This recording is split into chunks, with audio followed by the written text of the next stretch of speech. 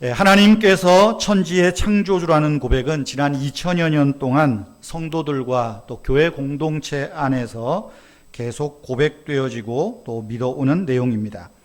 하지만 우리가 교회 밖을 나가면 사람들은 신이 이 세상을 창조한 증거가 있냐? 증명해봐라 질문합니다. 그들의 질문에는 관심과 호기심을 가지고 묻는 사람이 있는가 하면 또 어떤 사람들은 비아냥거리는 투로 우리에게 말하기도 합니다.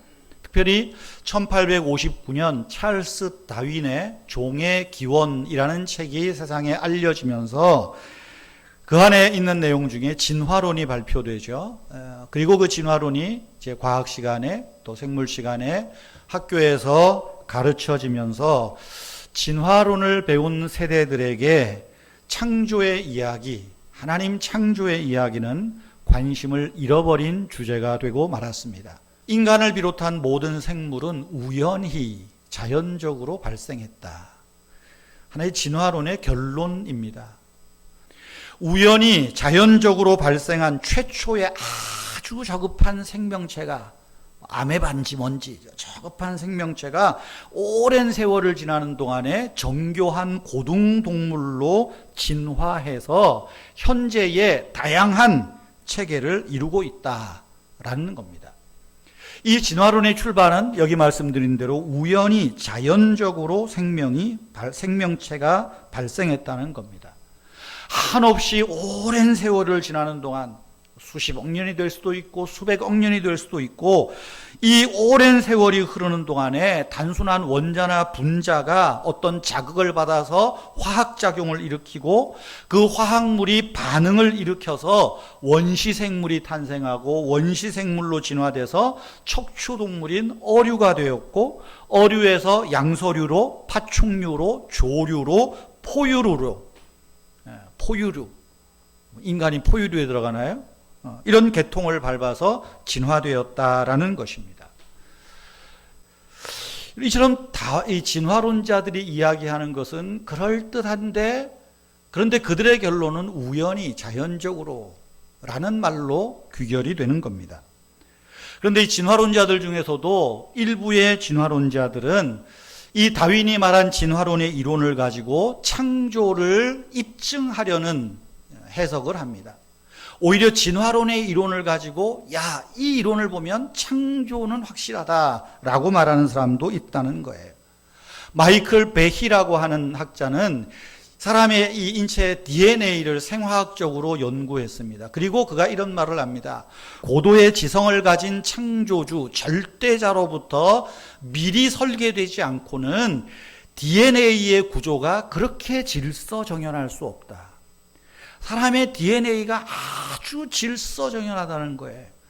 마치 시계를 조립하고 시계를 만드는 분이 아주 정밀하게 시계를 만드는 것처럼 인간의 DNA 구조가 절대자의 설계, 어떤 창조주의 개입이 없이는 이렇게 만들어질 수 없다. 오히려 진화의 과정을 통해서 이 질서정연한 창조, 이 질서를 밝히고 절대자를 이야기하는 학자들도 있습니다.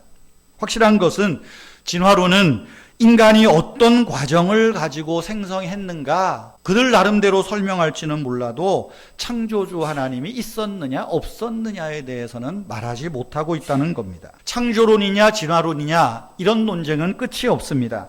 지난주에도 말씀드렸지만 진화론도 과학적으로 뚜렷하게 증명된 사실, 이론이 없습니다. 진화론 역시 이론이고 가설일 뿐입니다. 그러면 창조론은 어떠냐? 창조론 역시 과학적으로 증명하거나 증거하지는 못합니다. 그러나 우리가 신앙을 갖는다는 건 뭡니까? 말씀드린 대로 만물의 창조주로서 하나님이 존재하신다는 것은 과학적이고 이론적으로 설명하는 증명의 문제가 아니라 체험의 문제, 믿음의 문제, 마음의 문제, 받아들임의 문제인 것입니다. 체험의 문제예요. 우리 기독교에서는 창조론을 믿습니다.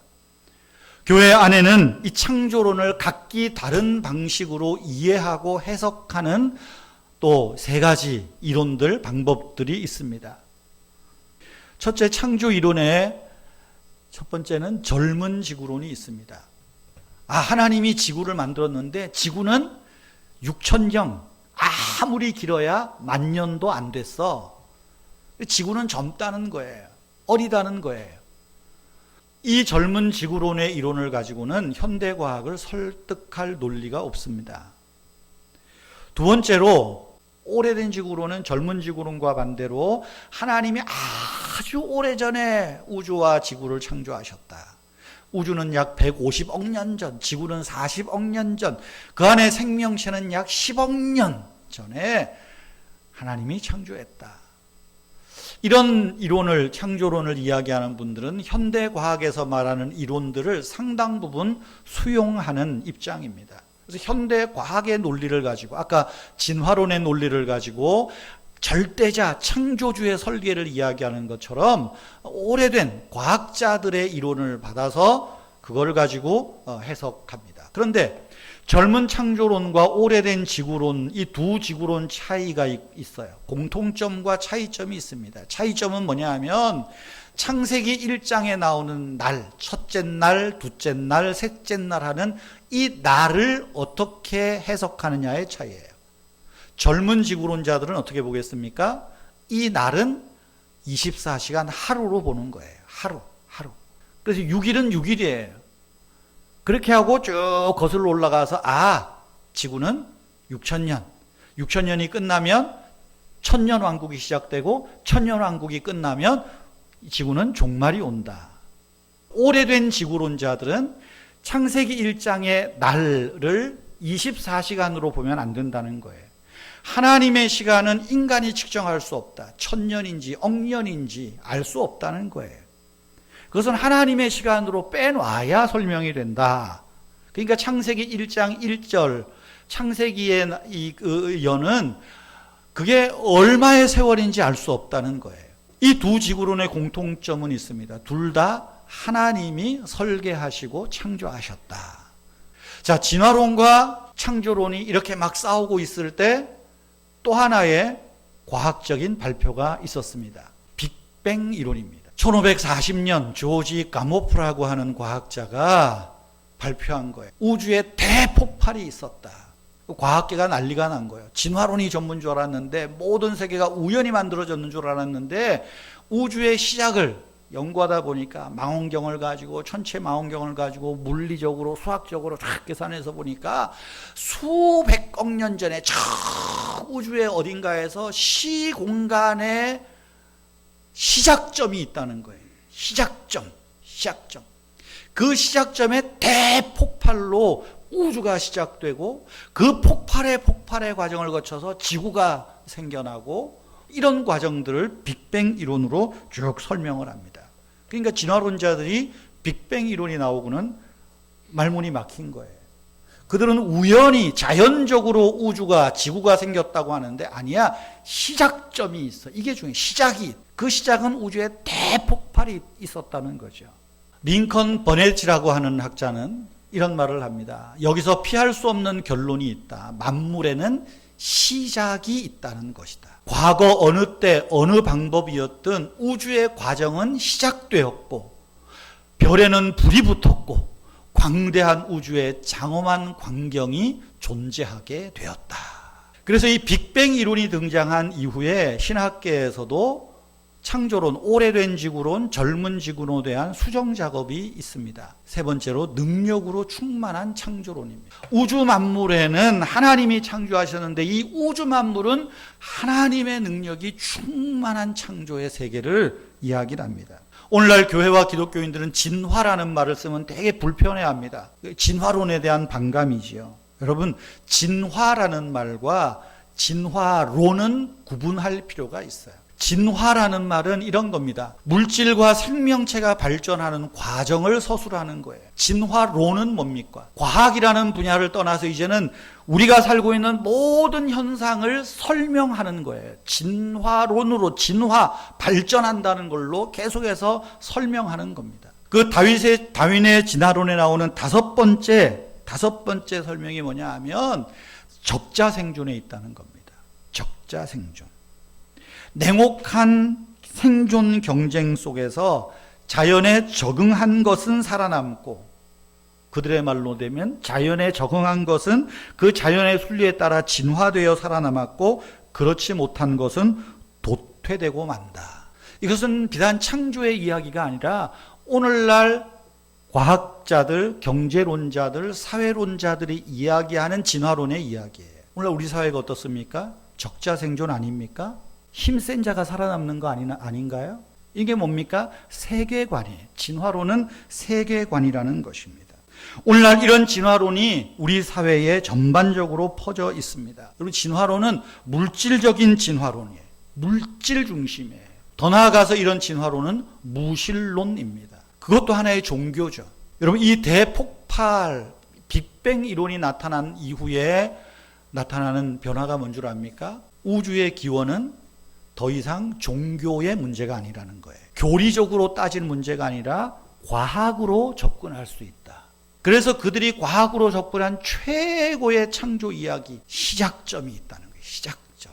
여러분, 우리는 진화론을 배격하지만 진화를 과학적인 개념으로 수용하고 경청할 필요가 있습니다. 우리는 이 지구뿐 아니라 우주 만물을 하나님이 창조하셨고 지금도 보존하고 섭리하고 계신다는 것을 믿습니다. 그 고백이 뭡니까? 사도신경 첫머리에 나오는 나는 전능하신 하나님 아버지 천지의 창조주를 믿습니다 라는 신앙 고백. 그러면 여러분, 우리는 이 창조된 세계와 창조주 하나님에 대해서 어떤 태도를 가져야 될까요? 첫째는 이 창조된 세계, 이 안에 있는 모든 것은 근본적으로 선하고 귀하다는 반응이 있어요. 하나님을 창조주로 받아들이고 고백하는 것은 모든 사물, 모든 현실, 모든 존재가 만들어진 존재요, 하나님의 거룩한 사랑의 대상이라는 사실을 믿는 것입니다. 하나님이 지으신 세계는 아름답고 귀하다고 말씀합니다. 창세기 1장의 내용이 그것 아닙니까? 하나님이 지으신 모든 것을 보시니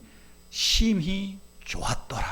여기 좋았다라고 하는 것은 미적인 의미로 아름답다는 말이기도 합니다. 그리고 좋았다라는 말은 선하다, 도덕적인 의미도 담고 있어요. 하나님이 지으신 세계는 미적으로도 아름다울 뿐 아니라 도덕적으로도 선하다. 이것이 우주를 보는, 창조물을 보는 그리스도인의 시각이어야 한다는 것입니다. 디모데전서 4장 4절에 보면 하나님이 지으신 모든 것이 선함에 감사함으로 받으면 버릴 것이 없다.